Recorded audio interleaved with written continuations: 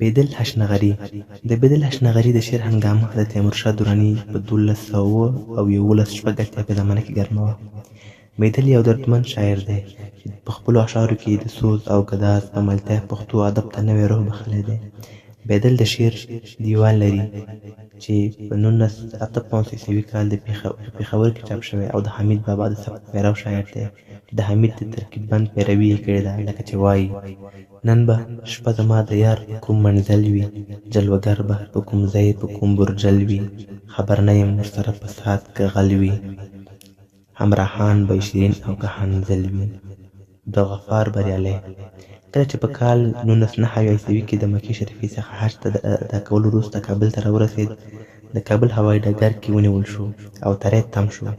عبدالغفار بریالی د کندهار اوسېدونکی او د عمر وروستي 12 کاله یې د هلمند ولایت د ګرشک ولسوالۍ کې د دیني علومو په تدریس تېر کړل. په پښتو، فارسي، عربي او اردو ژبو پوهېده.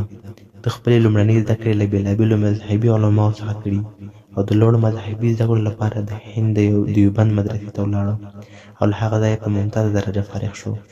عبدالغفار بریالی کابو خپل ټول شعرونه په کلاسیک سبک لیکلي او د شعرونو مضمون یې ډېری خط او خال، وصال او هجران، جانان او رقیب جوړوي. خو د همدغو محدودو مضامینو د افادې لپاره یې په زرهاو الفاظ او ترکیبات درلودل. که د مرګ څپېړې نه وی وهلی، نو هرومرو به یې د یو کاکړ شاعر په توګه د پیر محمد کاکړ او شمس الدین کاکړ ادبي تشه ډکه کړې وای. مولوي عبدالغفار بریالي د پښتو ژبې د نویس خیال او مشګاف شاعر عبدالحمید ماشوخېل په پیروي د حسن د ستایلو پر میدان زلف او خط ته تر هر څه ډېر متوجه شوی دی او په دې برخه کې د کندهار تر ټولو معاصرو شاعرانو هم د کیفیت له مخې هم ډېر بیتونه ویلي دي. د شعر بېلګه یې په لاندې ډول ده: تورې زلفې دې اوږدې د مخ پر لورې، که هندو پښې غځولي دي قرآن ته، کټ ګیسو دی پیچا پیچ سره ټولېږي، که فرعون سجده وکړله ځان ته، زاغ د خط دي کړې منګولې په مخ خښې، که شیطان ولاس یې واچوه ایمان ته، بېهوده تړم عشق په تار د صبر، زمری کله نیسي پزه و پیزوان ته. بریالی خال که ګوروزو دا کتاب ضرورت نه لري نښان ته.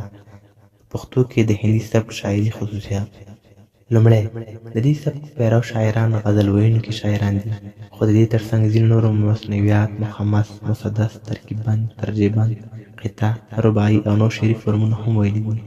دوهم، د دې پړاو اشعار زیاتره عشقي بیان ته وقف شوي دي، اما د دې ترڅنګ تاریخي رویدادونه، اجتماعي، اخلاقي، سیاسي، علمي او فرهنګي موضوعات پکې شامل دي. دریم، حکایتي اثار او ترجمه شوي داستانونه هم موجود دي. څلورم، سیاقي نامې هم د پښتو ادب په دې پړاو کې لیدل کېږي. پنځم، د دې سبک عمده ځانګړنې د دوی د شعر هنري خوا ده. د دې سبک تابع شاعرانو زیاترو ښکلي د هنر او ښکلاو په ګاڼو پسولل شوي اشعار ویلي دي.